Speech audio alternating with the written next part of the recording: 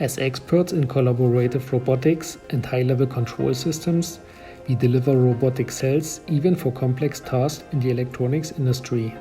In this project, a collaborative setup was developed in which robots and humans can work side by side on the assembly of display covers for washing machines. The task included the design and implementation of the overall layout of the production line, as well as the integration of a collaborative robot to ensure safe operation and high-quality standards. One of the main aspects of the system was the handling of the panels, which required the construction of special grippers for the robot. The product-specific panels are supplied via a transfer system. The most important individual parts are registered in the MES to ensure 100% traceability. Our experts have programmed the complete system. This includes both PLC and robot.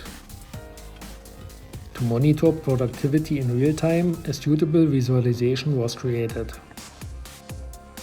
To ensure safety and ergonomics, health and safety risk analyses were carried out and documented.